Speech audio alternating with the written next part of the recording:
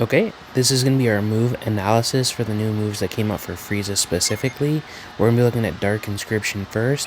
Now this move's going to do 4 hits over 3 inputs, and then after that initial 4, it's going to do, I believe, 8 hits over 3 inputs. Now as you can see about that, its damage nearly doubled, going from 4,800 to 9,350. And as you can see, its damage input isn't going to change. This is because after 4 hits, the move becomes fully charged with the time-space energy.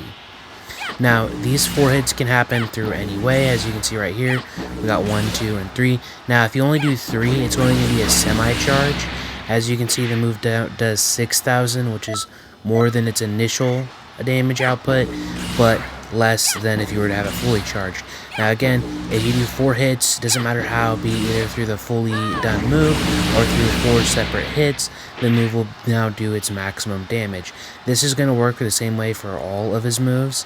Now usually they'll actually need more than 4 hits. They'll have to require the full 8 hits from its second go through of Dark Inscription. As you'll see right here, we also have now his new move, Chaos Time Impact.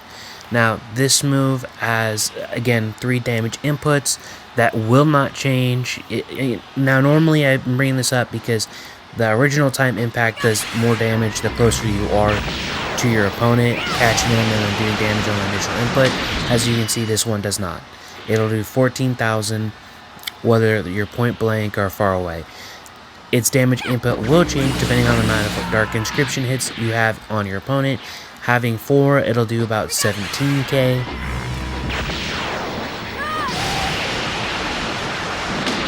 Yeah, 17k. And then if you get 8 hits, it'll actually change to its fully charged damage input, and it won't do more than that no matter what you do, no matter how many Dark Inscriptions you land. Its damage input will not change from this maximum input. Anyway, this new damage input will be about 20k. Now to note, this move works a lot like the original Time Impact, being the fact that your opponent will be stunned in a time cage that they cannot limit burst out of, and it can work on a knockdown or knockback. Something to note though is that this move's input and timing to fire is a lot slower than the original Time Impact, so they'll build up a little bit more stamina, and depending on the map, because this move is slower, sometimes on the knockdown they might recover too fast for the move to be fired, and they'll dodge that initial grab. And again, this move works a lot like Time Space Impact. The initial bubble is a grab, but they can vanish after the beam hits them, or evasive. Now for our next move, we have Emperor's Cannon. As you can see, it pulls up 4 little rays. It does about 2k if you let all of them hit. The Paralyzed does 200 damage, and the yellow balls do about 800. And this will do 4 hits, and then if you were to do, again, 4 hits off of Dark Inscription, it becomes semi-charged, and it will now do 8 hits, doing about 3k. Now, this will eliminate all of the charges off of Dark Inscription, but again, if you do the second input of Dark Inscription and get all 8 hits on, it'll still do 8 hits for Emperor's Cannon, but the damage will not go up to its fully charged damage, being 4k, or 4.5. Something to note as well. Oh, hold on, I need to change the setting on the NPC real quick. Something to note as well, though, is that the balls for Emperor's Cannon are set in a way to where if you are on flat ground, if your opponent were to vanish, they'll get hit by the paralyzed ball behind you. Now, something to note though is that this tracking is not great for the initial throw out of the move. As you can see right here, completely behind the paralyzing ball of Emperor's Cannon, and it did not hit. So if you're in air or just on an uneven surface, that won't land. But as you can see for Dark Inscription, the move's tracking is so good that even if they vanish behind you, the move will still land. This has probably the best tracking out of all of Frieza's moves. This move will land on knockdowns or knockbacks. You can combo with it. Again, if they try to vanish behind you after you hit them, the move will still follow and, well, it'll hit them.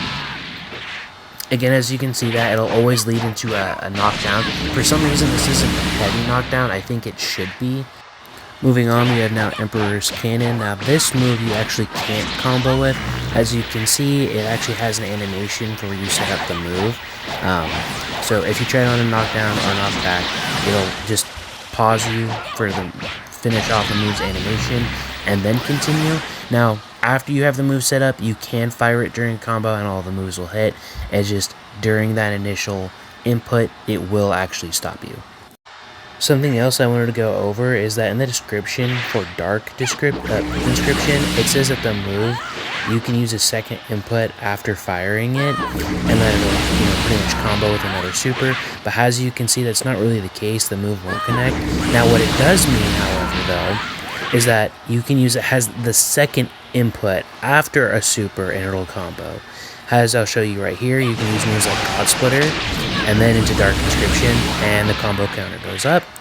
Or you can use other more powerful moves, like Vanishing Ball, and the move will still combo. As I'll show you here in just 1 second.